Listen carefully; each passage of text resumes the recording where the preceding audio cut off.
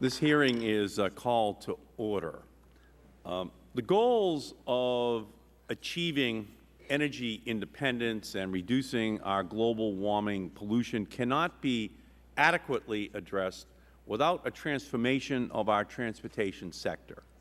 More than any other, this sector lies at the very nexus of these twin problems which are facing our nation.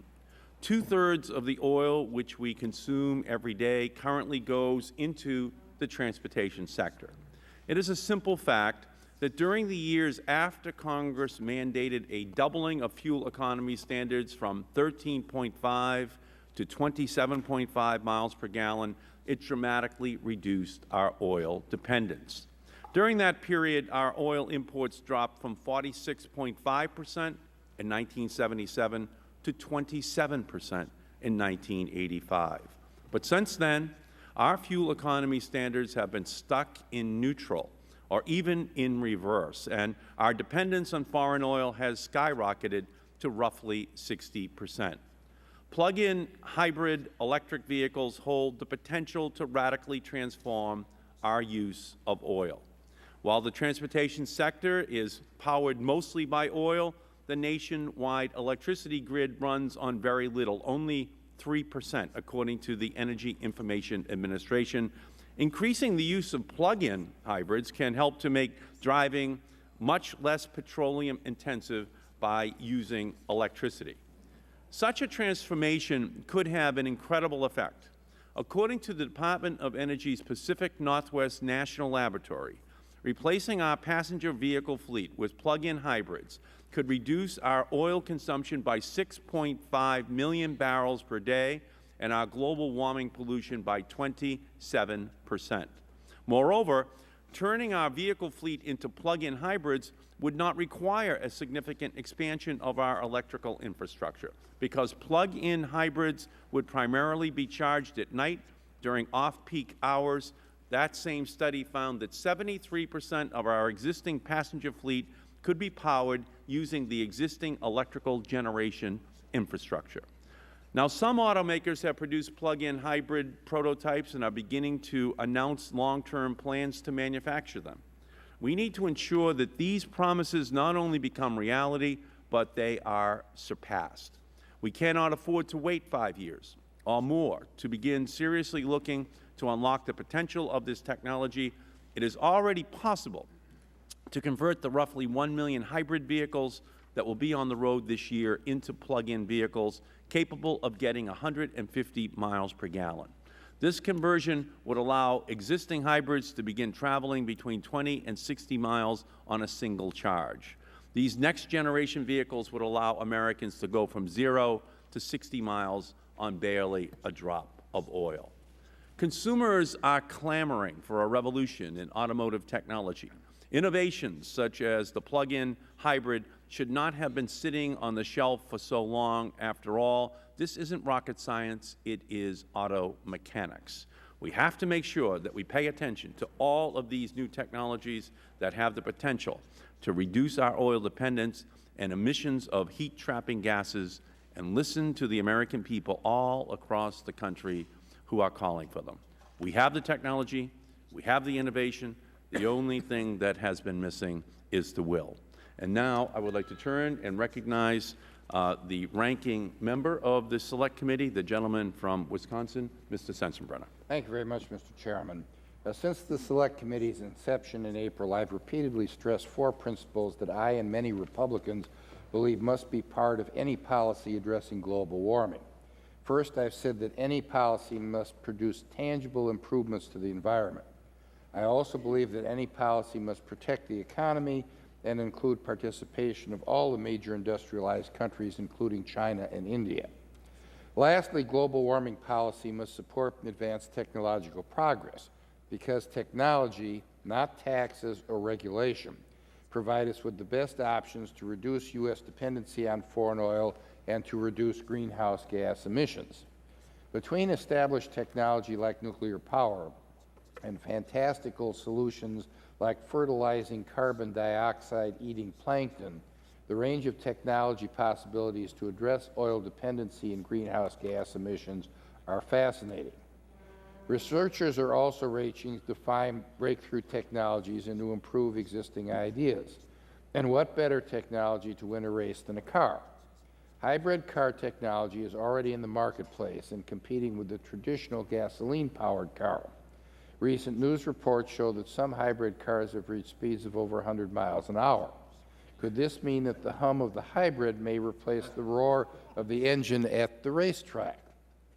Plug-in hybrid cars hold even greater promise of reducing our reliance on foreign oil and our greenhouse gas emissions. Early indications suggest that if this technology were fully employed, it could reduce oil consumption by 6.5 million barrels a day and our greenhouse gas emissions by 27%, which is very promising indeed. So will plug-in hybrid car technology be the winner of this race to free us from foreign oil and greenhouse gases? The answer is I don't know, and I don't think anybody else does either. And it shouldn't be up to me or any of my colleagues in Congress to decide. Ultimately, it should be consumers who decide when they choose which products they will buy. After all, with gas prices what they are, I doubt it will take a congressional mandate to sell a car that gets 150 miles to the gallon. Despite its promise, plug-in hybrid technology is expensive, and it's still unclear if it's effective on a mass scale. To be sure, it appears that this technology is still a breakthrough or two away from being parked in everyone's driveway. Maybe we'll see breakthroughs in hybrid technology, or perhaps there is another technology that will move us beyond gasoline, such as biodiesel, hydrogen fuel cells, or liquefied coal. Already we're seeing the private sector take an interest in private or plug-in hybrid technology. Last month, Internet giant Google announced it would partner with A123 Systems to help fund research that could produce a much-needed breakthrough in battery durability. I am pleased that A123 Systems President and CEO David Vio is here to inform us about the research into this technology. On Monday, Ford Motors and Southern California Edison announced a joint initiative on plug-in hybrid research. That's also good news. But while Ford Motors CEO Alan Mulally said that plug-in hybrids could probably be in showrooms in 5 to 10 years, he made no firm predictions or promises. Like any smart business, Ford Motors is waiting to see if technology develops before making a significant financial commitment. And we all know the U.S. domestic auto industry is not awash in cash these days. Congress should heed this example and be careful in its commitments, especially when it comes to funding research. Sure, there's promise in plug-in hybrid technology, and I'm glad to see that the private sector is willing to fund R&D. But I caution my colleagues against believing technological breakthroughs are merely as a result of money and funding. For nearly 4 decades, Congress has devoted billions to nuclear fusion research, hoping for a breakthrough in energy production. So far, we are still waiting for commercial results. We can't afford to wait 4 decades for a breakthrough that will release us from our dependency on foreign oil. We now know that hybrids are fast, but the question is, will they be fast enough to win this technological race? I hope today's hearing will help us begin to answer this question. I thank the Chairman for the time and yield back the remainder of my time. Great. Gentleman's time has expired. The Chair recognizes the gentleman from Washington State, Mr. Inslee, for an opening statement. Thank you. Over the break, I experienced the yin and yang of global warming. I want to share this with the committee. The yin was I went hiking Saturday up in the Cascades in Washington State and saw mile after mile of dead and dying fir trees killed by the budworm that can ravage our forests because it doesn't get cold enough to kill them anymore. Sunday, the next day, I went to Everett, Washington, and saw the rollout of the Boeing 787 Dreamliner, an incredible piece of technology that reduces CO2 pollution 20% per passenger mile, 1/5 less CO2 emissions because of the use of technology. Yesterday, I talked to a guy named Dave Moore who works at Vulcan Inc. in Seattle. He's one of the first to have a Prius plug-in that uses an A123 battery system. He got it in Boulder, had it converted in Boulder, Colorado, drove it back. The first 100 miles, he got 80 miles a gallon. He does better now. He plugs it in at work, and I chided him because he's stealing electricity from Paul Allen, but he says it's only 15 cents a day. so it's not much of a hit. So he commutes 30 miles each way to work and spends 15 cents a day for the energy to run his car in his daily commute. And the number that got me in his description of his plug-in Prius is that it has been, he finally, since he got the car several months ago, he has driven 1,200 miles before he had to put a gallon of gasoline in it. And I think a promise to Americans that you can drive to work 30 miles a day, spend 15 cents on your fuel, and go 1,200 miles before you spend $1 to Saudi Arabia is a pretty good deal. And it is not future rocket science. It is here today. Plug-in hybrids are the technological cavalry. They have arrived just in time, and we've got to make sure they get implemented. Great. Gentleman's time has expired. Chair recognizes the gentlelady from Michigan, Ms. Miller. I will save my time for the questions, Mr. Chairman. Thank you. Chair recognizes the gentleman from Oklahoma, Mr. Sullivan. I waive, Mr. Chairman, and I'll submit my opening statement. Chair recognizes the gentleman from Oregon. Thank you, Mr. Chairman, and I look forward to reading through the testimony. Unfortunately, I've got some conflicts this morning. I'm going to have to leave a bit early, but I'm proud to announce I think I'm probably the newest Prius owner on the panel. My big old Chrysler died a couple of weeks ago back here, and I went out and bought a Prius, which I've been wanting to do for some time because I wanted to get better gas mileage, and certainly it reduces emissions as well. I'm intrigued by the notion of plug-in hybrids. As we know, they aren't readily available on the market yet, but I think they hold great promise. I know that if you recharge the hybrid and run it off the electricity more than the gasoline, you emit 1/4 the amount of carbon into the atmosphere. If the electricity production comes from gas-fired energy, I mean, you still got to have electric energy produced somewhere. So there are other trade-offs, certainly, in the environment. In the Northwest, we're fortunate because we have a huge hydro grid. So if you want to talk about the absolute lowest carbon footprint emission other than, well, probably maybe one of the lowest, if not the, it's from hydropower. And so in our part of the world, if you can plug them in, you're getting renewable energy right off the start into a car, and I think that'll go a long way. I do think there needs to be greater development on the batteries themselves, and hopefully a domestic battery industry could emerge as well, as opposed to relying on those made in China or Japan or somewhere else, so that we truly can become more energy independent here in America. So I'm intrigued by all of this. I intend to take the testimony with me, and apologize for having to leave early today, but I look forward to America moving forward. The final comment I would make is in Central Oregon, there's a company that has been on the forefront of hydrogen fuel cell technology, and I know they're working with some automakers to use a hydrogen fuel cell to power some of the electrical needs of a car, which, as we know with all of our gadgets, is rather significant now and is today powered through gasoline, producing the electric energy that's used in the car. So there's some interesting innovations that can come about in the years ahead that will help move us off our dependence on oil, and that's a good thing. And so thank you for the hearing, and I thank our witnesses for being here today.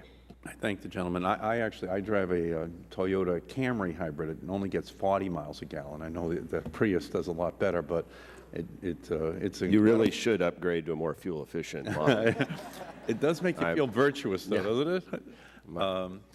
The chair recognizes the gentlelady from California, Ms. Solis. Thank you, Mr. Chairman, and I'm delighted that you're having this hearing today. You know, I often complain about the hardships that my district faces in Los Angeles, and particularly East Los Angeles, one of the harder hit areas that has various environmental impacts, one being smog, congestion on the road. But one thing I have to say about the state of California is that we've done, I think, above and beyond by really extending tax credits for people who can purchase hybrids. In fact, our carpool lanes are made more accessible to those people who do purchase those vehicles. And I'm really proud to say that today we've heard mentioned from the other side of the aisle about the innovations that are coming forward from places such as obscure districts like mine in the city of Rosemead in the 32nd District, where Southern Cal Edison is embarking on this partnership with the Ford automotive industry. And I think it's wonderful that those creations are occurring back home in Southern California. We need to continue to promote that. And as a strong advocate to see that we do as much as we can and bring about change at the local level, the grassroots level, because I really believe that our young people and our children, when we see them at our local schools, often ask about what are we doing about changing climate change, and what are we doing to help improve the environment, and what kind of future am I going to have? And I think we all have a responsibility to act responsible and to make good decisions. So I applaud the witnesses for being here today, and thank the chairman for the opportunity for us to hear the witnesses. Thank you. Great. Gentlelady's time has expired. The chair recognizes the gentleman from Arizona, Mr. Shattuck. Thank you, Mr. Chairman, and I'm glad to join in this love fest. I want to thank you and compliment you for holding this hearing today on plug-in hybrid vehicle technology and its potential to reduce our reliance on oil, and particularly on imported oil. I believe it is one of those great opportunities for bipartisan cooperation.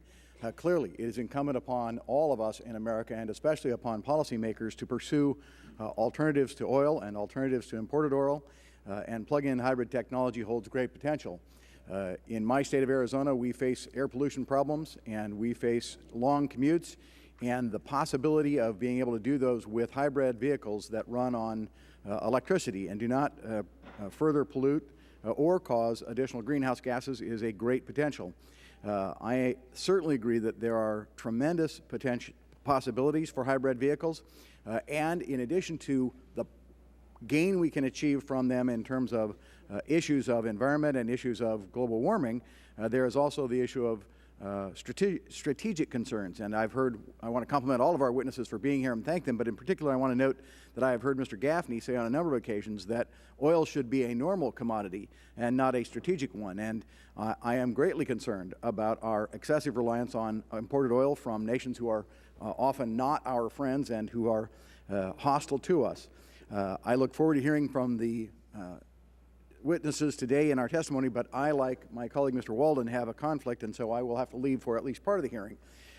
But I do want to compliment you. I would note that in the Energy Policy Act last year, I inserted language to encourage the U.S. Department of Energy to ramp up its development of battery technology. I think it's well known that we lag behind the Japanese in battery technology, and that's one of the reasons we are not as far ahead in hybrids and plug-in hybrids as we might be. Fortunately, that language remained in the bill and is now law, and we are doing more aggressive things. I hope we can do even more. This is certainly a step in the right direction. We need to pursue every alternative energy source we can, and again, I compliment the chairman on the hearing. I thank the gentleman, and I thank him for his participation and leadership on this issue. The chair recognizes the gentleman from Missouri, Mr. Cleaver. Thank you, Mr. Chairman. Thank you for the hearing. I will waive an opening statement in favor of questions at a later time. Thank you. Chair recognizes the gentlelady from South Dakota, Ms. Herseth Sandler. Thank you, Mr. Chairman. I, too, will forego my opening statement, but with your indulgence, would just like to point out that I drive flex fuel vehicles and look forward to the day when I can drive a plug-in flex fuel hybrid, and look forward to Mr. Gaffney's testimony. Thank you. Great. Chair recognizes the gentlelady from Tennessee, Ms. Blackburn.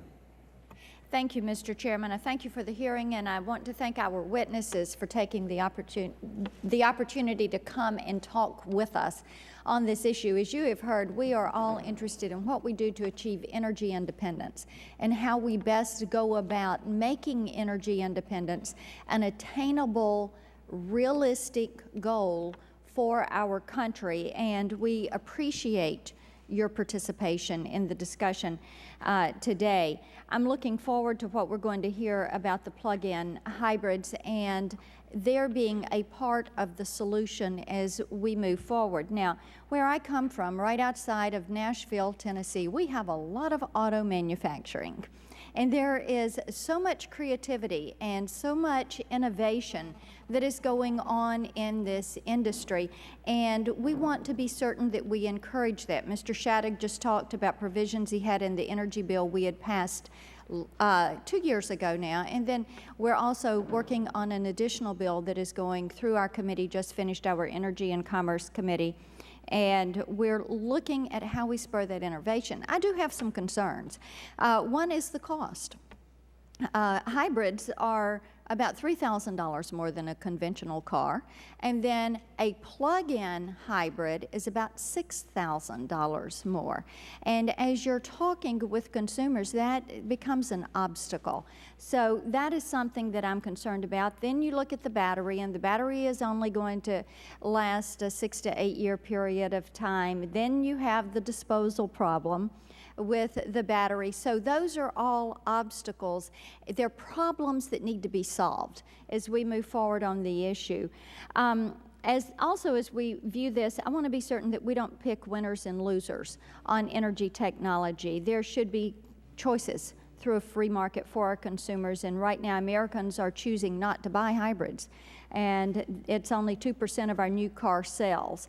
And so although some, such as the Toyota Prius, are selling well, others are not. And in the future they may choose to buy hybrids, but we need to be certain that that is done by incentives in the market and not mandates from the government. We need to know that this is going to be a part of our discussion, a part of our solution, plug-in hybrids, and we appreciate, again, your work. Mr. Chairman, the staff's work and your work we appreciate, and I yield back. Great. Gentlelady's time has expired. Chair recognizes the gentleman from New York, Mr. Hall. Thank you, Mr. Chairman, and thank you all, our witnesses today. In its brief history, this committee has addressed many of the critical topics related to our dependence on foreign oil and the impacts of global warming, but the subject of today's hearing may be the most important yet. The overwhelming majority of our dependence on foreign oil is directly tied to the cars we drive. There's simply no way to be serious about lessening the influence of OPEC, reducing prices at the pump for working families, or cutting down on the tailpipe emissions that are choking our air and warming our planet without making our cars more efficient. I and my wife drive American-made vehicles. I decided to vote with my dollars for an American-made hybrid. I could have had 20 miles per gallon more by buying a Japanese hybrid, but I wanted to show that at least if they build it, some of us will come. And I believe, actually, that it's essential that we compete as a country and that our industry compete for the efficiency market, because that is a big part of why U.S. auto manufacturers are losing market share when one compares American hybrids and the average mileage available on an American car with that available in a Japanese or another foreign-made car. I've also noticed that there are currently systems available for my car which would take it from 30-some miles per gallon to 60-some miles per gallon as a retrofit, and for the Prius, which would take it from 50-some to over 100. In the third market, aftermarket, third-party market, the systems that are being built by small companies that inherently have to cost more money to the consumer because they're not dealing with the scale and the quantity of hundreds of thousands of vehicles that the original manufacturers could crank out. So the sooner that we hopefully all get on board and use the ingenuity that we've been hearing about and the creativity and the technological prowess this country is famous for, the better. The challenge for this Congress is how to push plug-ins over the final hurdle and help them to cross from being a novelty to being the norm. And this means pioneering companies like those represented today will grow to create economies of scale, help to spur wholesale investment in Detroit in this technology, and make plug-ins an everyday option. And I yield back, and thank you, Mr. Chairman. Thank you. The gentleman's time has expired, and all time for opening statements by members of the Select Committee has expired. We'll now turn to hear from our witnesses. And I would like to begin by recognizing our first witness, David View, who is the President and CEO of A123 Systems. His company is a leader in the plug-in hybrid business, fitting existing hybrids with the batteries and equipment needed to convert into plug-in hybrids. Mr. View brings more than 30 years of experience in high technology and component businesses. We welcome you, Mr. View. Whenever you feel comfortable, please begin. You have to push the button there, sir. Okay. Thank you very much, Mr. Chairman, Congressman Inslee and Congressman Sensenbrenner and the rest of the committee for being here today and for the fine work that you're doing to reduce our dependency on foreign oil and to reduce the carbon emissions that so plague the climate that we live in today. It's a great opportunity for A123 to be here and to tell our story a little bit, and so I very much appreciate that as well. Outside this building today, we have a couple of demonstration vehicles that implement some of the technology that you've spoken so eloquently about. These vehicles will, and particularly the Toyota Prius vehicle that we have a demonstration of with our plug-in hybrid technology, demonstrates fuel mileage according to national testing in excess of 100 miles per gallon. And for commuters that drive less than 40 miles per day, urban driving testing would indicate between 100 and 150 miles per gallon. The benefits of this to us is, on a vehicle-by-vehicle basis, a reduction in fuel consumption for the average American of over 80%, and a reduction in the carbon emissions of over 60% on a national basis, inclusive of the emissions associated with the production of the electricity that's used to create the energy for the vehicle. This capability is made possible by what I would say are the convergence of three events over the last 5 years. The first of which is the widespread availability of production hybrid electric vehicles. And that was certainly stimulated to a great degree by the work that was done here to create tax incentives and to increase awareness of those capabilities. The second thing was the development of advanced lithium-ion battery technologies at A123 Systems in Watertown, Massachusetts. And the third of which was the creation of a very elegant and I think novel system to employ these in a retrofit manner to allow us to immediately begin to take advantage of these capabilities. And that would be in a module which we call a battery range extension module that can be applied to the vehicle to increase the energy capacity so that the car can depend more on electricity and less on polluting gasoline. The car is called a plug-in hybrid vehicle, and I think everyone here is quite familiar with them, but the nature of the vehicle is that it provides additional electrification to a hybrid vehicle, and it can be plugged in to charge the batteries from a standard household circuit.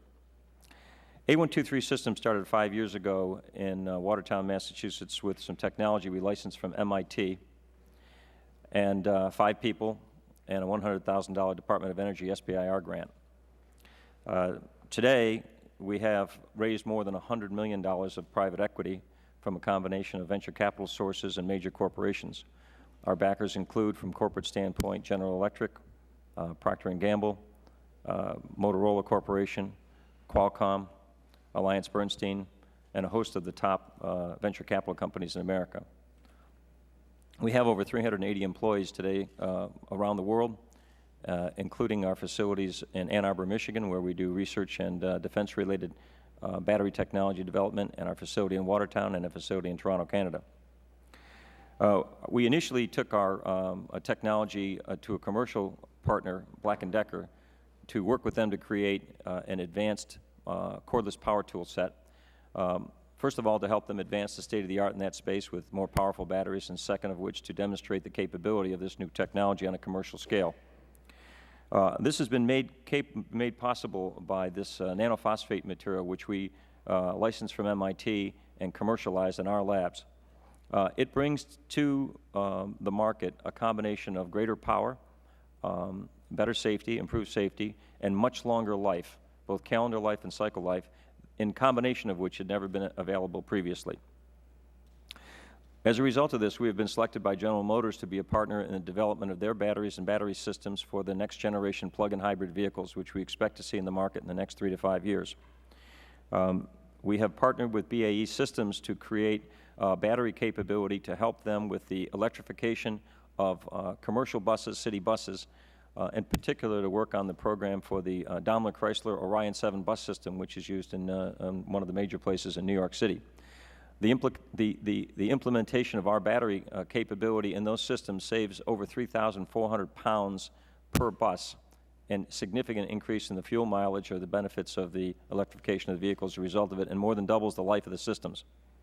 We've also partnered with General Electric Corporation on the development of a first-generation fuel cell hybrid bus technology, and we are participating in a number of other commercial programs with domestic and international auto companies. I say all of this because I want you to understand the seriousness that we take in our business, and to understand that the primary nature of the business at A123 is to create battery systems that can be implemented by the OEMs themselves and through the major manufacturers of not only automobiles but trucks and buses. But we have a message today, which I hope is the one key message I can leave with you, is that we believe that in all the legislation that you have pending in front of you here today in Congress, nothing is greater than this plug-in hybrid vehicle module conversion and bring forward the opportunity to get a savings of 80% reduction in fuel usage on a consumer basis and a 60% reduction in emissions with little or no change in the infrastructure we have, and it can be done in the immediate future. I think it's a very strong statement, and that's why we as a company have been supporting the activity of creating an aftermarket opportunity, building modules that can be put in vehicles not 5 years from now, but tomorrow. These vehicles, there's certainly some criticism at times about aftermarket activity and some concerns about the viability of it. I will say to you that we are very serious about making sure that these vehicles have been NHTSA tested for safety and crash readiness and EPA certified for emissions to provide the increases that we have and improvements that we have so testified to. These systems can be installed in less than... If you could summarize. I'm sorry. So in summary, I want to thank you for this opportunity here. The cost of the systems is a bit significant today. We look forward to your support with tax credits, and we thank you for the opportunity to be here. Thank you, Mr. View, very much. And you'll have plenty of opportunity during the question and answer period. Our next witness, Rob Lowe, has earned an Emmy nomination, 2 Golden Globe nominations for his work on The West Wing. He joins us after most recently transitioning from White House Communications Director on West Wing to California Senator and Republican presidential candidate in the new show, Brothers and Sisters. He believes that America is ready for a great leap as well. Mr. Lowe is a nationally recognized environmentalist. We thank you for coming to testify today. Whenever you're ready, please begin. Thank you, Mr. Chairman. Congressman Inslee, Sensenbrenner, and other members of the committee, thank you for the opportunity to appear today before this distinguished panel. And although I have been a senior advisor to the President and am currently a Republican junior senator from California running for President, I'm honored to sit before you today because you are the genuine article. And when it comes to doing the nation's business, we all know that you have the ability to be the real stars. So thank you. Like many Americans, I have watched with increased frustration as our country drifts under the status quo without any concrete national policy for energy independence. With the issue of global warming entering the cultural zeitgeist, it seemed like that might break the deadlock, but so far it appears to have not. And now in a war on terror in which our oil addiction helps fund our enemies, and we ask our best and brightest to serve and sometimes to die, at least in part, to protect our oil needs, surely we here stateside can and must use this critical moment in time to at last begin implementing a responsible and practical plan for energy independence. And a large segment of the public already knows this. I believe American consumers are patriotic and they're smart, and they want to do their fair share. They've heard of the potential of these electronic cars, fuel cells, and the dreams of hydrogen, but today and even in the near future, they can't go out and actually buy any of these dreams. And that's why I've come here today. I would like to suggest that with your help and the help of your colleagues, we may in fact be able to pave the way to use existing breakthrough technology to bring far more efficient green cars to the American public right now. New American technology exists today that can transform most conventional hybrids getting 40 to 50 miles per gallon into plug-in hybrids getting 100 to 150 miles per gallon. Can go 40 miles on a single 4-hour charge, costs 60 cents. You plug into a standard electrical outlet, and it can save the average consumer over $1,000 a year and fleet users up to $3,500 a year in gas costs, while saving 100 tons of CO2 emissions over the life of the car. I recently heard about A323 systems and their batteries, which are powerful, smaller, safer, and longer lasting than anything else on the market. They fit in the spare tire well. They can increase the onboard electrical storage by many multiples and cutting gasoline consumption by 80%, emissions by 60%. Now, I'm not a Mensa member, but I play smart guys on TV, so I wanted to know more. And I found out the technology has been chosen by GM. I've read the independent assessment done by the Department of Energy's Premier Argonne lab in Chicago last summer, which resulted in 150 to 250 miles per gallon in urban driving. And then I checked with some friends who have the cars themselves, and they confirmed these results. Now, I found this to be amazing.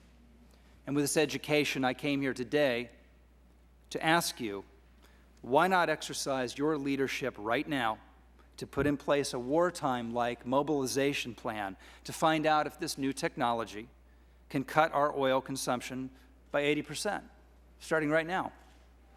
Certainly, Congress should be able to provide the same kind of early user tax credits for these plug-in modules that were so critical in bringing down the prices and jump-starting the current growth in demand for standard hybrids. And obviously, game-changing advances are sometimes met with indifference or even resistance from the establishment. But that said, can't our amazing and powerful Detroit automotive industry be given a message that together with effective incentives to speed up their conversion to plug-in hybrids by using this or any other technological advance? You know, in the West Wing, someone asked my character, Sam Seaborn, why he wasn't practicing law at a big law firm, making a lot of money, and instead was grinding it out in a life of public policy. And he answered with this story. In 1940, our armed forces weren't among the 12 most powerful in the world. But obviously, we were going to fight a big war, and Roosevelt said the United States would produce 50,000 planes in 4 years. And everybody said it was a joke. And it turns out it was, because we produced 100,000 planes. We gave the Air Force an armada that would block out the sun. That's the spirit we need here. So in the end, the choice before the nation and congressional leadership is simple: waiting years for any viable mass-marketed plug-in under the status quo, or a major push now to jumpstart the conversion of plug-ins from the growing millions of hybrids coming to our roads. With what's at stake in the world today, it's not much to ask. We've done far more in the pursuit of far less. And yet, when inspired, our government is capable of amazing achievement. As I once said on the West Wing, over the past half-century, we've split the atom, we've spliced the gene, and we've roamed Tranquility Base. We've reached for the stars, and never have they been closer to being in our grasp. New science, new technology is making the difference between life and death, and we need a national commitment equal to this unparalleled moment of possibility. That was fiction. We're here today to deal with reality, but the stars are aligned. The time is now, and patriotic and smart Americans await this Congress's successful efforts. I thank you for your time and for your service to our country. Thank you, Mr. Lowe, very much. Next witness is Frank Gaffney. He is the founder and president of the Center for Security Policy and a leading thinker on the national security implications of our energy dependence. He was the Deputy Assistant Secretary for Defense for Nuclear Forces and Arms Control Policy and Assistant Secretary of Defense for International Security Policy under President Reagan. Mr. Gaffney, welcome, and whenever you're ready, please begin.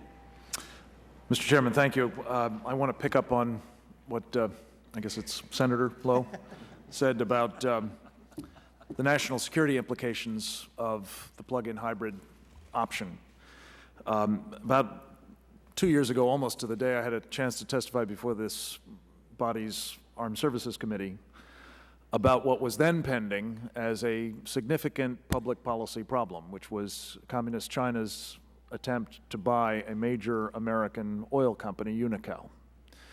And I testified, and it's reprinted here at length, and if my full testimony would be part of the record, Mr. Chairman, I'd be grateful. But the key point of it was, I believe that China has appreciated a lesson that I'm not sure we have internalized as well as we should.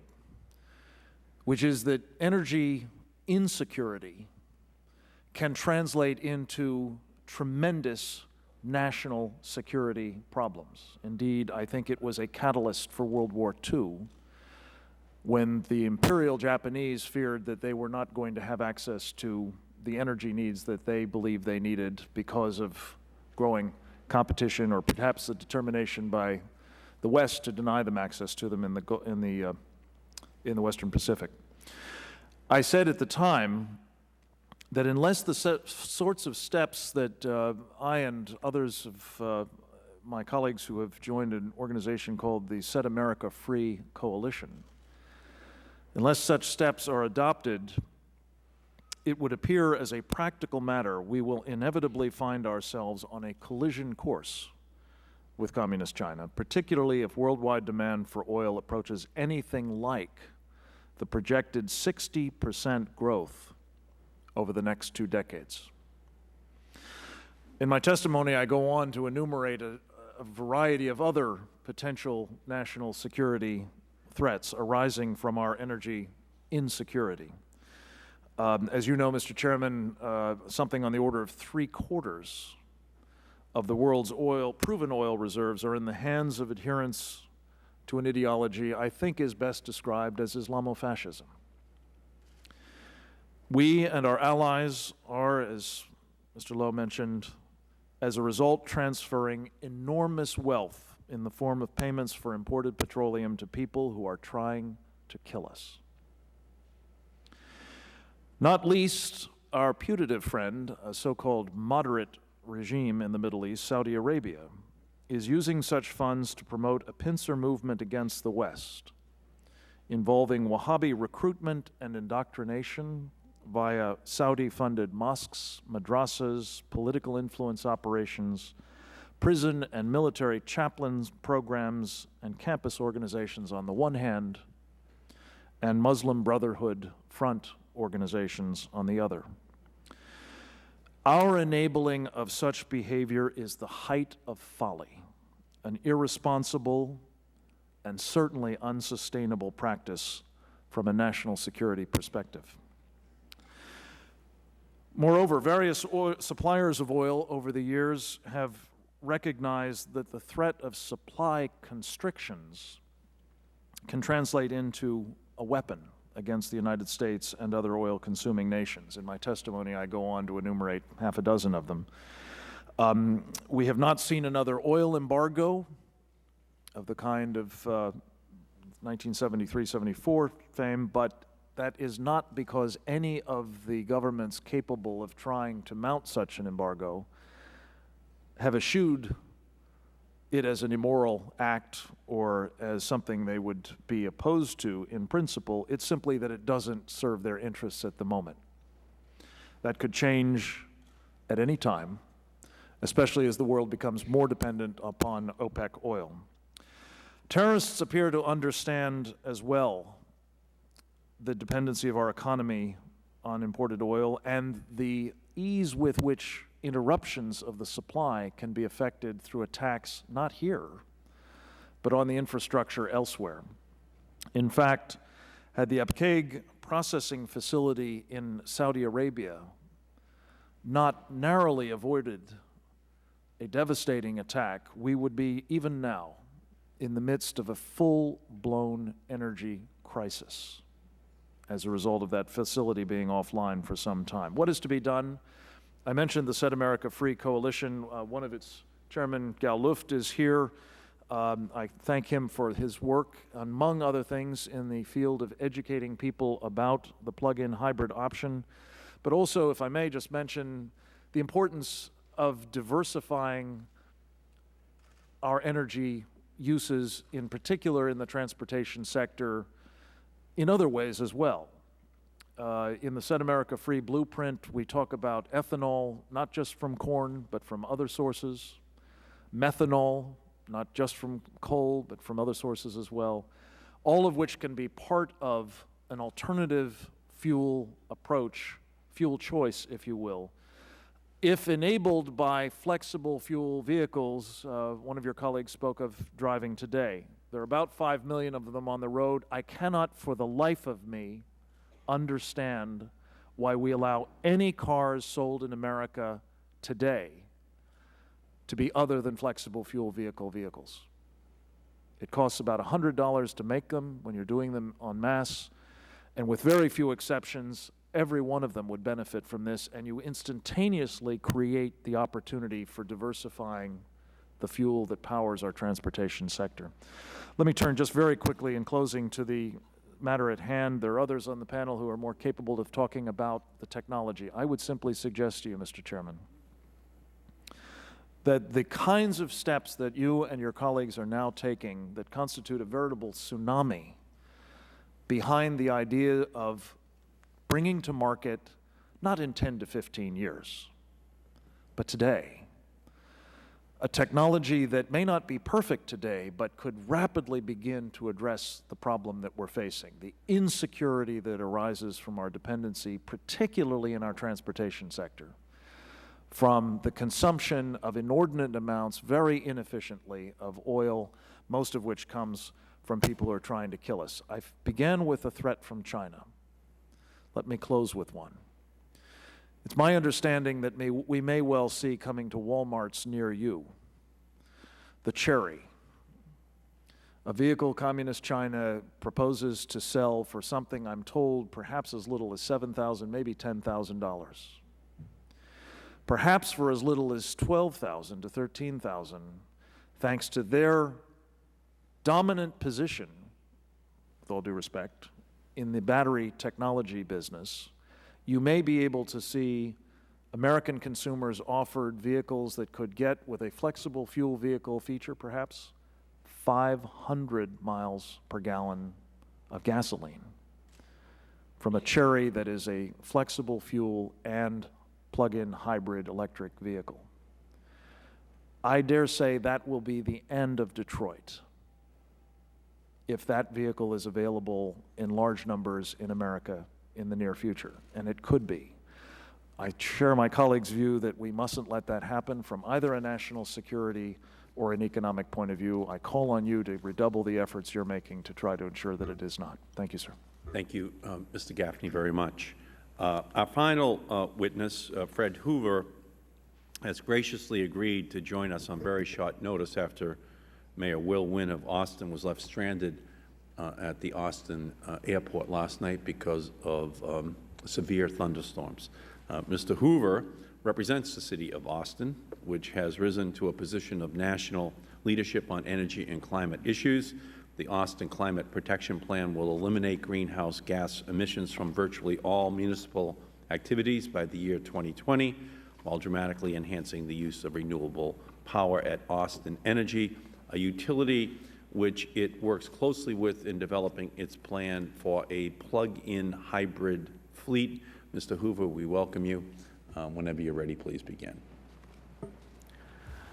Thank you, Mr. Chairman, and members of the committee for the opportunity to speak to you about the potential impact of plug-in hybrid vehicles on both the nation's energy usage and global warming. The City of Austin has an exceptional asset in its municipal utility, Austin Energy. Its Green Choice program has led the nation in renewable energy sales for the past 5 years. Its energy efficiency and green building programs for commercial and residential buildings are national models. Austin Energy also is the first electric utility outside of California to join the California Climate Action Registry. Earlier this year, the Austin City Council adopted a climate protection plan that sets goals and strategies to make Austin the leading U.S. city in the campaign to fight global warming. Plug-in hybrids are part of that future. The city's interest in plug-in hybrid vehicles took hold as they realized the potential environmental and economic benefits that come with electrifying the transportation system. These are reducing foreign oil with domestic resources for energy independence, reducing greenhouse gas emissions from vehicles, powering vehicles with renewable energy, reducing air pollution in urban areas, and lowering fuel costs for consumers. The benefits that could be realized from plug-in hybrids aren't some futuristic idea, as you've heard earlier today. The vehicle technology and the electric infrastructure to fuel these vehicles are here today. In January 2006, the City of Austin launched its Plug-in Partners national campaign to persuade automakers to build plug-in hybrids by demonstrating that a market for these vehicles exists today. Austin Energy has taken the lead in forming this national grassroots coalition, which now counts nearly 600 partners, including 23 of the nation's largest cities. Our city partners include Los Angeles, New York City, Chicago, Boston, Portland, Oregon, Seattle, San Francisco, Kansas City, Missouri, Milwaukee, Phoenix, and Memphis.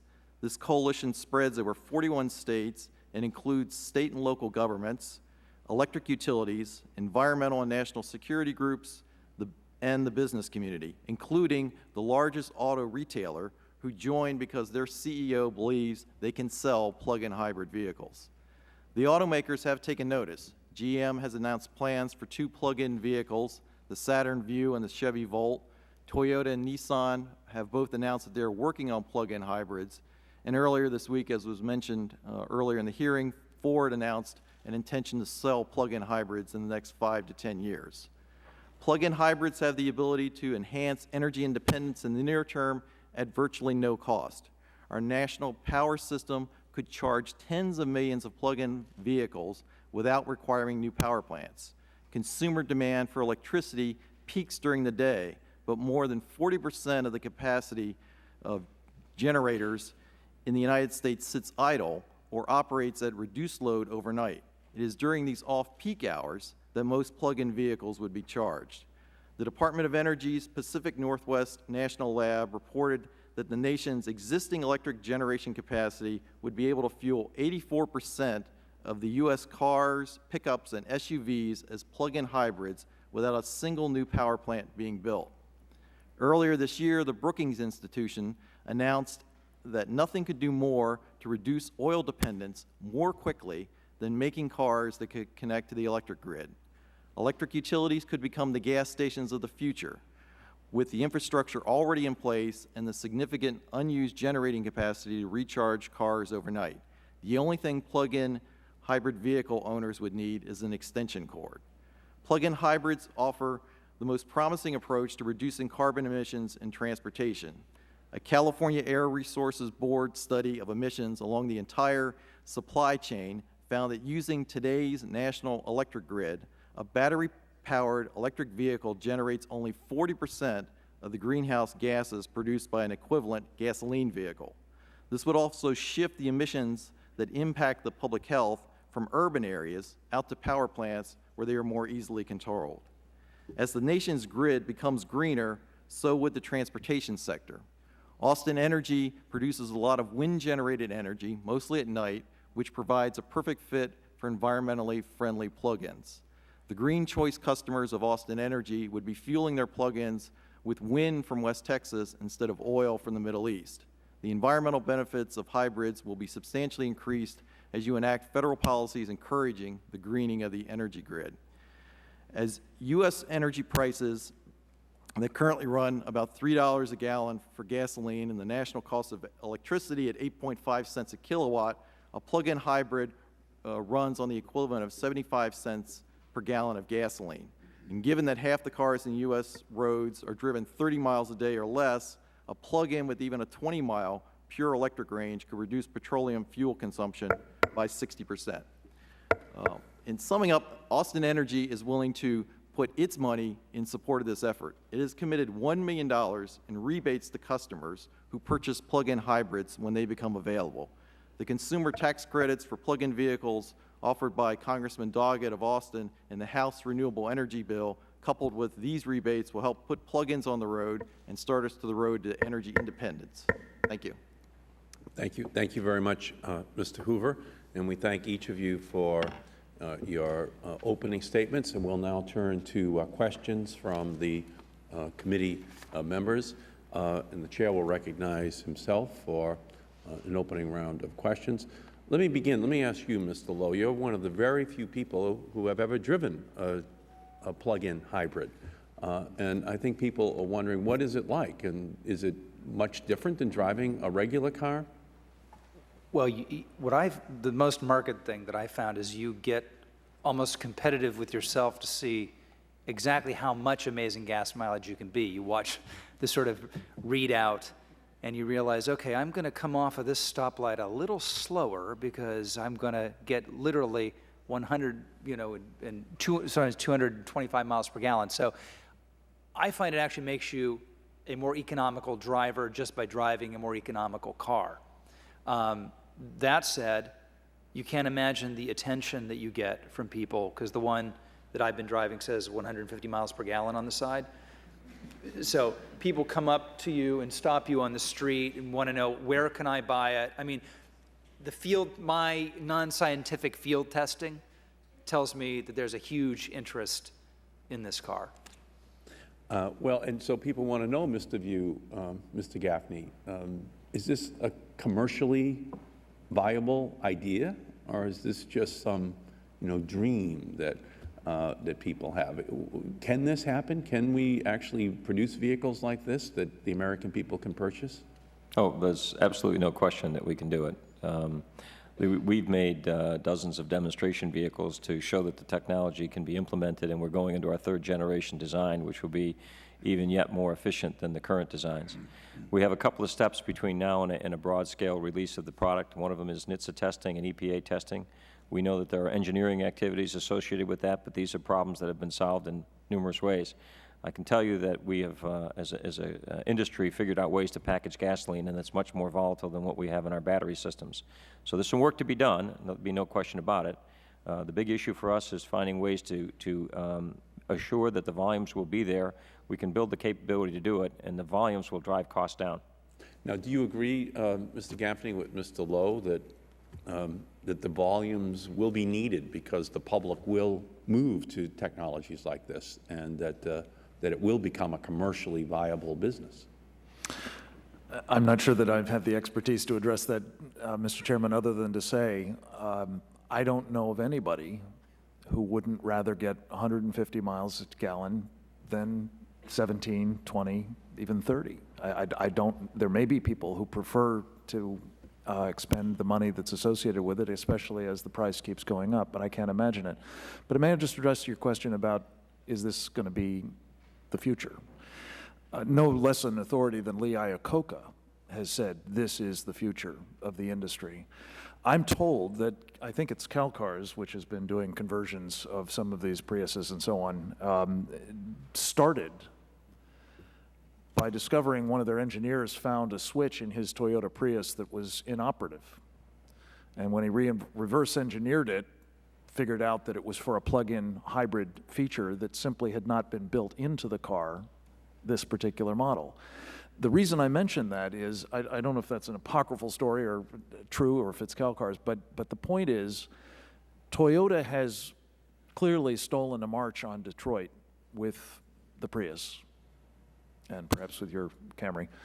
But what is most important, it seems to me, is if their principal reason for not introducing as quickly as they can a plug-in feature is that it didn't jive with their marketing plan, which, as you know, has been built around the motif that you don't have to plug it in, as a way of distinguishing the plug-in, the hybrid they're making now from the General Motors electric car, which some people were frustrated about did not have sufficient mileage.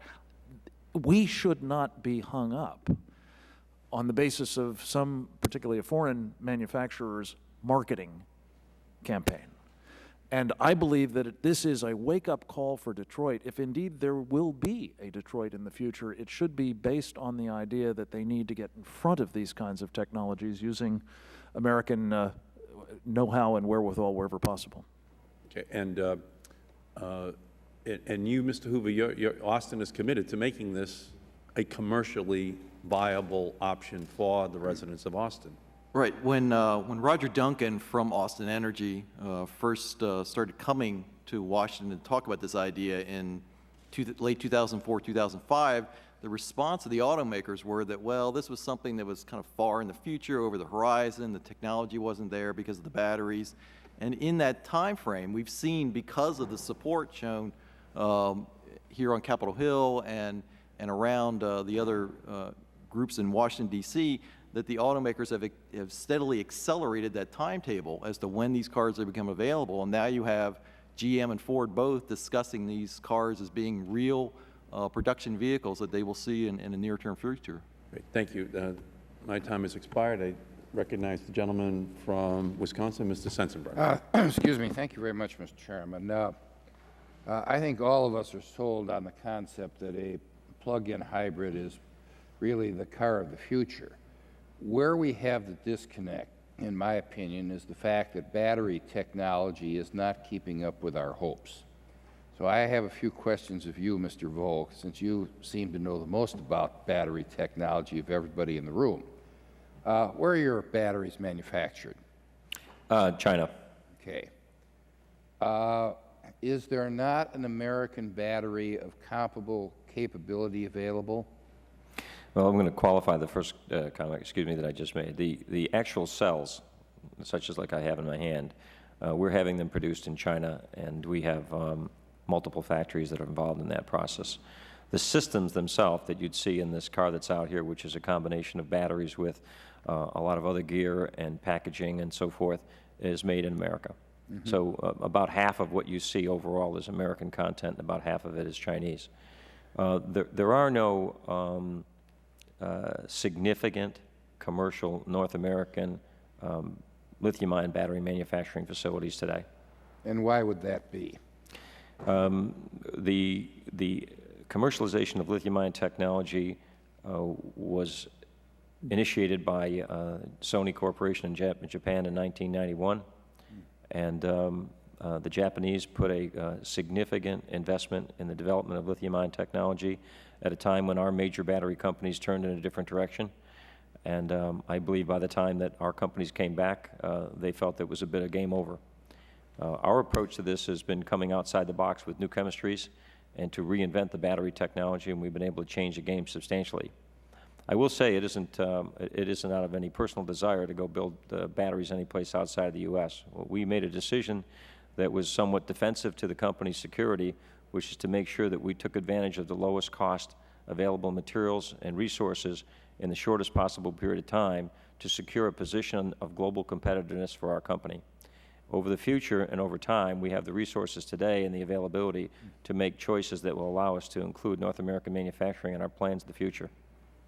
Well, if I were in your position, Mr. Vo, I would have made the same decision. So I'm not critical of this, but the concern that I think we have as policymakers is, aren't we exchanging a dependence upon foreign sources of energy from the Middle East, a lot of the folks there don't like us, for foreign sources of energy being made in China with, excuse me, lithium-ion batteries? And what do you think Congress can do to be able to jumpstart the North American capability of manufacturing those components that you currently have to go to China to get?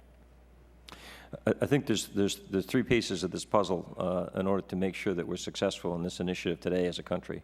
One of them is the early term incentives to create awareness and drive demand, increase volume. The second is to spend more money as a nation in the investment and research to drive cost and improve efficiency of the lithium-ion systems that we have employed today. And the third one is the creation of an independent pilot scale and at least small, capable manufacturing scale to demonstrate American manufacturing competencies. And I believe that it would make a great deal of sense for us as a people to invest initially in those factories to get that up and running. I agree with what you say. Now, I've been a veteran of the Science Committee for most of my 29 years in Congress.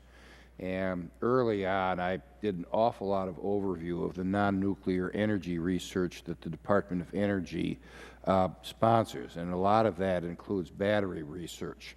Can you give me your opinion of whether that research has actually helped American manufacturing and this capability, or whether it's gone in the wrong place? We have drawn on the resources of research activity around the country. Our people do that on a daily basis. The competency that we have at a fundamental research capability in America, I believe, is second to none. Where we have failed in the battery industry is in the commercialization and execution. So that investment that has been made has provided some dividends. The technology that we're employing today is considered by the industry to be the leading technology for plug-in hybrid vehicles of the future. Thank you, Mr. Chairman. Mr. Chairman, could I just add one quick point on that? I think you're absolutely right to be concerned about the industrial capabilities of this country in this technology. From a national security perspective, as well as from an economic perspective, it is the height of folly for us to be depending on China, or for that matter, Japan or Korea, which are, I think, the other principal foci of these kinds of technologies at the moment. This is a place where we really need, for both the Defense Department's applications. I've served on a Defense Science Board panel looking into this, and I think there's keen interest in this whole question, and it really needs your support. Thank you. Great. Gentleman's time has expired. The chair recognizes the gentleman from Washington, Mr. Inslee. Thank you. First, I want to tell you how happy you are here. Mr. Lowe eloquently used a metaphor involving our response to World War II, and I've suggested another metaphor, which is our Apollo project, and virtually everything you have all suggested is contained in the new Apollo Energy Act I've introduced with some of my colleagues. I'm glad you're telling your story, too. It's a very important one. I've tried to tell it, Mr. Gaffney, Mr. Hoover, Mr. View. All of your stories are in a book coming out called Apollo's Fire. I've tried to tell your stories because they are good ones, and the more that people know them, the more they will embrace both these technologies and the policies it needs to drive them. And I really believe we are in a technological race, as we were in the original space race right now, with the rest of the world to develop the technologies manufactured, some here, maybe some overseas, but to keep these technologies homegrown. And I think that's the race we're in right now. I want to express frustration that this is not moving faster. I met a guy while writing this book called Felix Kramer with a group called Calf Cars in California. They developed the first one of these to get them on the road, to try to get Detroit and others to promote this. And I'm still frustrated, frankly, that they're still talking 5 to 10 years to get these mass-produced. The Dreamliner that Alan Mulally built at Boeing took, I don't know, maybe 6 or 7 years from conception to rollout. These things are on the road today. The batteries are manufactured today, and we're still talking 5 or 10 years for mass production. What would you suggest is the most important thing we can do to accelerate that rate of getting them on the road? Anyone could help me on that. Well, two suggestions. One that's already been discussed, targeted funding for research on the batteries to help make sure that the commercialization happens sooner. And then secondly, incentives for consumers to buy plug-in hybrids. As I mentioned, Austin Energy is willing to put its money up for those types of incentives, but I think the federal incentive that was done originally for hybrids was a big part of that. I formerly served in the Maryland state government. We had a state incentive to encourage people to buy hybrids back when they first came to the market, and it had a lot to do with pushing that. So I think those types of things can be done immediately. You'll be pleased to know I think both of those are going to be in our bill, and that we have a tax incentive for consumers to, as with an increasing amount per megawatt hour of capacity. I passed an amendment with help of others last week to develop an R&D program to develop the software we need to use these batteries as part of the utility grid, because now we have this tremendous ability to use batteries as a storage capacity for the utility grid. We had an earlier testimony from another committee member said it might have an economic value of $3,000 for owners to essentially rent their battery to the utility to store the utility electricity in their grid while you're asleep at garage. That's a good way to make some money. We hope that'll happen. I wanted to focus and ask you all about the ability. I think, Mr. Hoover, you made reference to the fact that even on today's grid, which is mostly coal-powered, mostly dirty CO2-emitting coal-powered grid, even on today's dirty grid, we get CO2 savings relative to gasoline and other situations. And my perception is as that grid becomes cleaner, as we move to more renewable resources, including perhaps clean coal someday, I believe this technology can get cleaner over time. In other words, a car you buy today is actually going to get cleaner over time because you're going to be using cleaner electricity. Is that a fair assessment? I would agree with that. I mean, our view has been, to put it in a simple way, it's much easier to control emissions from the generation side than from the tailpipe side. And previously, what we've tried to do with automobiles is to deal with what comes out of the tailpipe and do things to that. If you change the mixture that the car runs on so that it's running on a cleaner fuel, you're lowering emissions and you're pushing the control of the emissions to one central place as opposed to thousands of tailpipes. Thank you. Quick question, Mr. Review, as far as costs. Costs are high now relative. We're in a small manufacturing situation. They're obviously going to come down when we have these huge scales of economy. Can you make any projections about cost once we get to mass scale production for these vehicles relative to hybrid costs today? And also as far as operating costs, I've heard numbers as low as 1 to 2 cents per mile, whereas gasoline's at least 9 cents a mile to run your car. Could you address both those issues? Certainly, yeah. With respect to the initial cost today, we're projecting a sale price for a multi-year warranted conversion of a existing hybrid next year in less than $10,000. We expect that will go down by about 40% over a 3 to 5 year period by increasing volumes gradually over that time and by improvements in the technology that we have in our product pipeline. As far as the operating cost is concerned on the vehicle, we are expecting an 80% reduction in the consumption of gasoline and the associated cost. Now, one of the questions is the cost of the electricity that's used at night. In some areas of the country and the world, smart metering is being implemented to take advantage of the lower cost of electricity in the evening or as opposed to the daytime cost. And so in some areas where it's 10 to 12 cents per kilowatt hour in the day, the cost is now being provided for evening use of electricity in the 2 to 3 cent per kilowatt hour range, which the combination of which would make these systems even more cost effective. Thank you.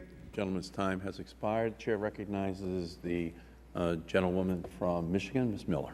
Thank you very much, Mr. Chairman, and I think this entire hearing is fascinating. Certainly the subject matter is something I have a great degree of interest in, coming from Detroit and outside of Detroit, I should say, but really Michigan, actually during World War II, was known as the arsenal of democracy because we had the manufacturing capability that literally built the armaments that led the world to peace. And yet now the Congress seems to be making a conscious decision to bankrupt Detroit. And I appreciate the fact that, particularly Mr. Gaffney, my principal committee assignment is sitting on the House Armed Services Committee. And I wanted that committee assignment because I believe that the first and foremost responsibility of the federal government is to provide for the national defense and to protect the homeland. And yet, when we think about what the Congress is trying to do to achieve energy independence, energy security, which does equal national security, I absolutely do believe that, we have put Detroit in a bind because we expect the domestic auto industry to compete internationally with countries like building automobiles, with countries like Japan, which you mentioned about Sony making their investment. Actually, the Japanese government has spent over $1.5 billion on lithium-ion battery technology and doing the R&D. China, the government of China, is doing the same kinds of things. Healthcare costs that the foreign automobile industry does not have to pay, yet our industry obviously does have to pay. GM has over 1 million retirees right now that we are paying healthcare costs on. And we want to be an active participant in getting to where we need to be as a country. Yet we are so focused on the antiquated modeling system of CAFE, which is crazy. It's nuts. That was actually initiated in the 70s to get us off of consumption of foreign fuel. Since that time, our consumption of foreign fuel has increased by 100%. Now, I'm not a mathematician, but it seems like that is not working. Wouldn't it be better for us as a federal government to assist the domestic auto industry on R&D with lithium-ion battery technology and all of these kinds of things? Because if we do not do so, we are literally going to put the domestic auto industry out of business. Under the CAFE standards that just passed the Senate, Chrysler will go bankrupt because of their product mix. About 70% of the product line is SUVs and light trucks, et cetera. So we're going to bankrupt the domestic auto industry, how does that, I guess this is my question, how does that advance our national security interest and our energy independence interest to bankrupt the domestic auto industry, thereby only allowing our consumers the availability of buying foreign cars? I'd like to make at least the first comment on this. It's just that we need the domestic auto manufacturing capability now and in the future, and I believe that the cooperation of American technology that's being developed today by us and by others, by the way. There are a number of other companies working in the same field as aggressively as we are at this point in time, the combination of which can be very competitive on a global scale today. And I think that without that union of the two and without that available, our business is not going to be successful in the long term. Our opportunity is in the cooperation with General Motors, Ford, and Daimler Chrysler. Yet, I would just, because I'd like to hear your answers. Ford loses $3,200 on every Ford Focus that it sells, and they are selling these cars just to comply with these crazy CAFE standards. We will never be able to compete under this model. I'm very sensitive to the concerns you've expressed, particularly, as I said earlier in response to Congressman Sensenbrenner, the industrial base of this country is a national security imperative. I think in a previous appearance before your committee, I testified that one of the things that I think we've done a woefully inadequate job is understanding how dependent we are becoming on foreign suppliers for even military hardware of this country that may not be available to us in time of war, let alone these other industrial capabilities. The public is now suddenly aware of this in the context of the dependence all of a sudden we realize we have on China for food and other products that are perhaps unsafe. That is a microcosm of a larger problem. Let me give you just one example directly relevant to your constituents. I was at the unveiling at the Washington Auto Show of the GM Volt. Very exciting concept car that they're very anxious to produce, they say. The reason given in response to Congressman Inslee's question, why is it still 5 or 10 years away, is they say they cannot get batteries for that car. Now, I'm hopeful that the kinds of technologies that we're talking about here will help rectify that, but as long as we continue to rely on China or Japan or Korea or somebody else to supply this stuff, we will always be at the mercy of guys who don't necessarily want the Volt to come on the market and be an effective competitor with their future products. And yet the domestic auto industry, actually the auto industry, is the only industry in America that has carbon constraints placed on it. We do not place carbon constraints on the oil and gas industry, on the electrical industry, or what have you. I mean, apparently the Congress has made a conscious decision to do whatever they can to bankrupt the domestic auto industry. And do you think this is the best way for energy independence? I certainly do not. And more to the point, I think if that industry goes away, our dependence for other directly militarily relevant vehicles will also become a greater problem. So this is not purely a lunatic economic approach. It is also, I think, a national security problem. I think that from what I have seen, the American auto companies right now are beginning to embrace the electrification of the vehicle, and the Chevy Volt is a great example of the technological change that can change this whole dynamic that you're talking about. Having a superior vehicle with superior technology with the advances. We had that Chevy Volt at our facility yesterday, so all of our employees could drive it and take a look at it and experience it and be motivated by what it means. The key point right now is that we need to start something today and to demonstrate these capabilities. There are pockets of reluctance and resistance around the industry and around the world saying a lot of this can't be done. I think the key thing is we need to do some things, and then the combination of the two is going to strengthen the automotive competitiveness. Thank you, Mr. Chairman. Great. Gentlelady's time has expired. The chair recognizes the gentlewoman from South Dakota, Ms. Herseth Sandlin.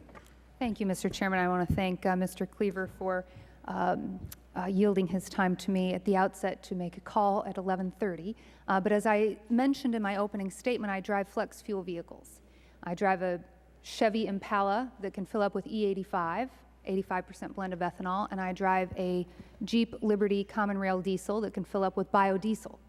And given what Ms. Miller has been saying about the importance of our domestic auto manufacturing capacity. I think that Detroit has made a significant commitment in trying to find a competitive edge in light of a number of factors that she identified, and that flex fuel vehicle manufacturing has been where they have been trying to find the niche in light of some of the difficulty of getting access to these batteries for their hybrid manufacturing.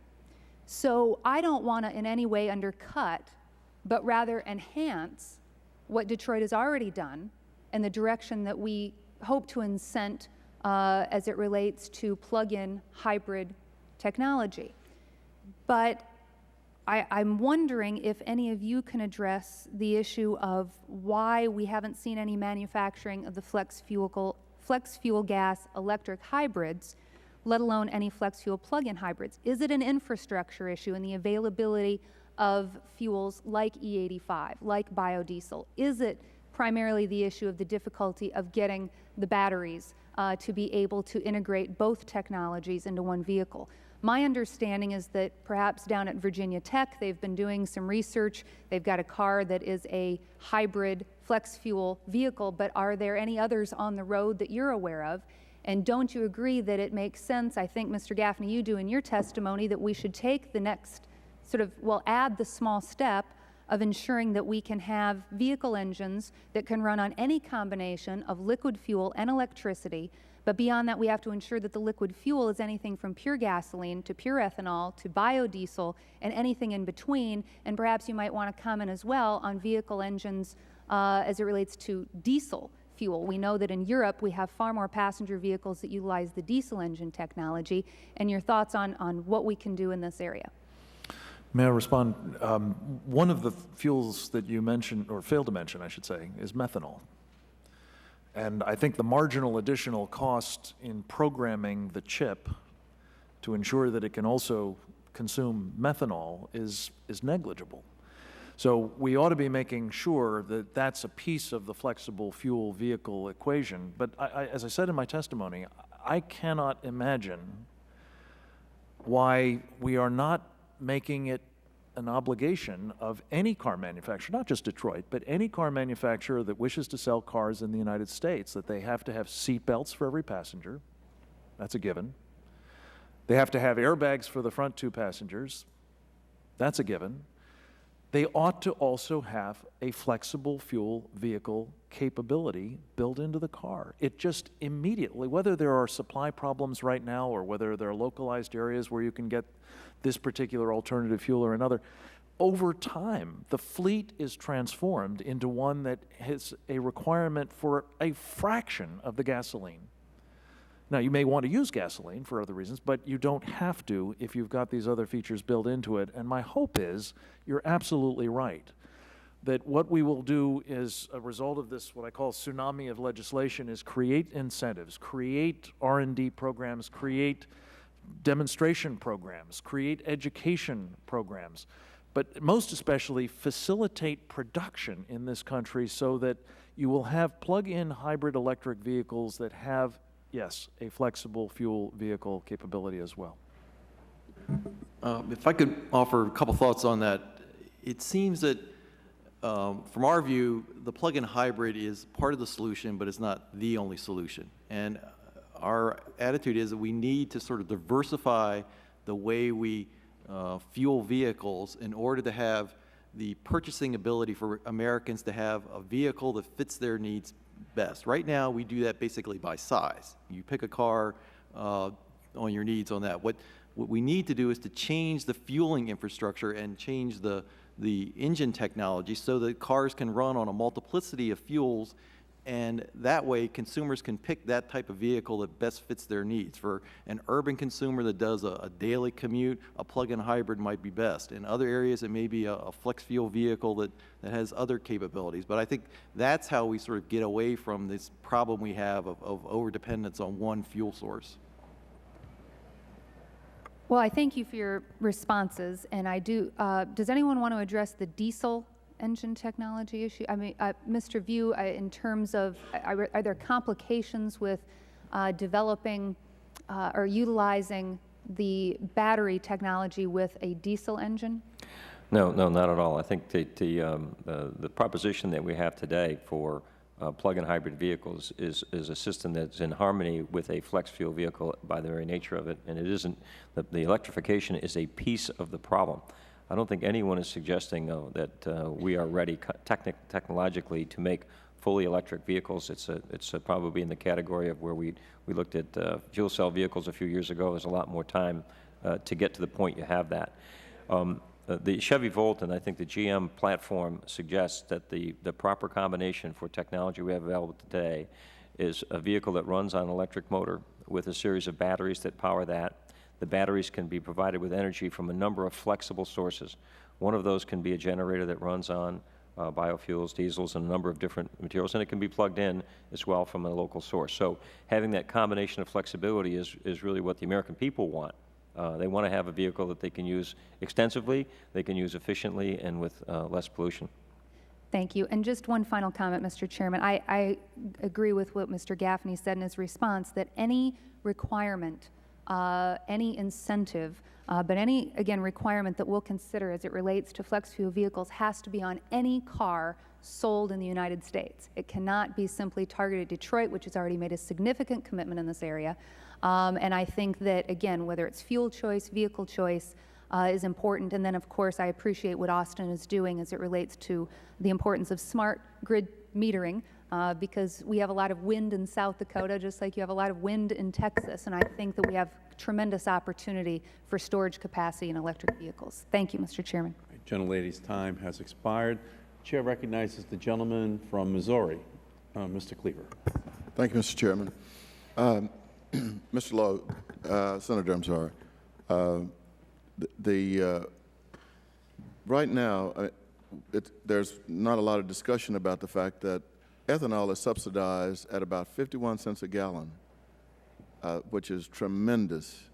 There's a tremendous subsidy, $4.4 billion a year.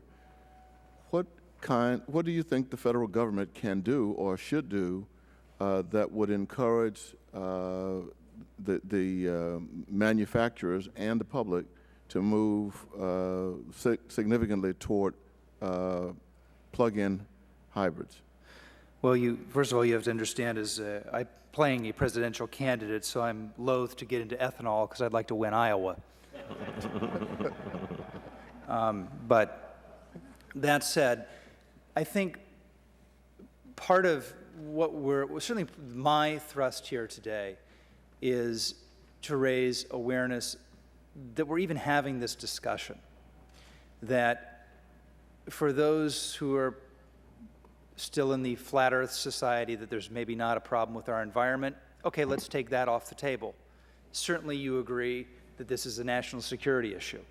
So there are two wonderful reasons to be having this debate, and I think when the public tunes into this, I think that they'll be engaged. And as like I said in my testimony, I believe they do want to do their part. I have one of my best friends has just recently converted his whole fleet to biodiesel. He loves it.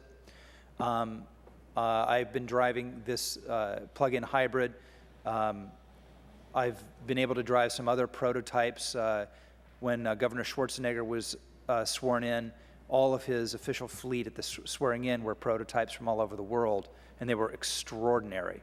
So I think in answer to your question, you have to lead the public into an area where they're ready to accept this and ready to take action. And on a parallel track, you need to be working with Detroit and also making sure that the other foreign manufacturers have the same amount of impediments is not the right word, but what's good for the goose needs to be good for the gander, I think. And so I think it's really a parallel track. I have a mobile office in Kansas City, where incidentally the Ford Motor Company has a plant there that produces the Escape hybrid. But my mobile unit runs on vegetable oil, which costs about 70 cents a gallon. Now, it is true that you sometimes smell like a Big Mac, but... How's that for your diet? But when I agree with you, and that I brought this up because I think that there probably should be we should use every available source of reducing our dependence on foreign oil. And I think we make a terrible mistake if we think that we can solve this problem simply by getting more plug-in hybrids or E85 or any other flex fuel vehicles. There's a problem that I'd like one of you someone to address.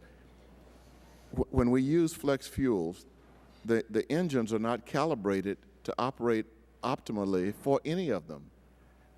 And so the more we talk about flex fuels, we're also talking about not getting putting cars on the road that are operating at their optimum. Is that a concern that I should discard?